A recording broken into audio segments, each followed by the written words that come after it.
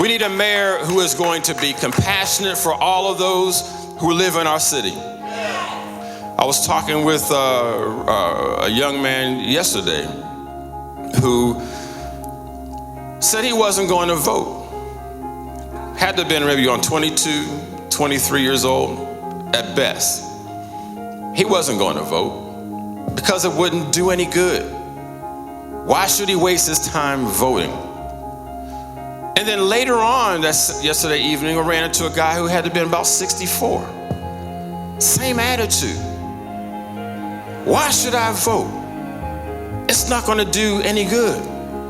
You see, what has happened, friends, in this city and across the country is that people who have been marginalized and disenfranchised for far too long become disillusioned.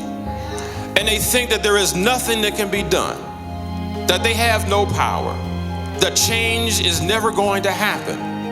And so they waste their vote or don't vote at all. But then what happens also, as you live in sustained disillusionment, you create division within your own community.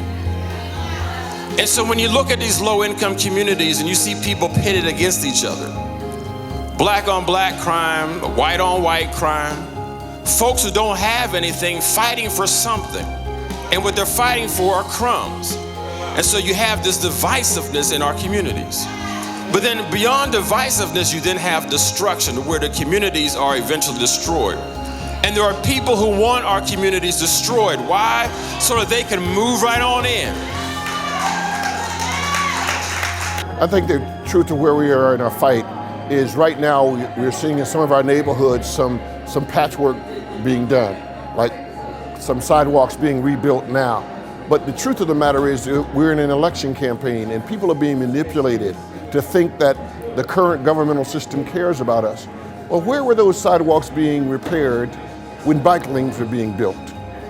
The truth of the matter is it's becoming expedient to build a few sidewalks now so that I can get your vote.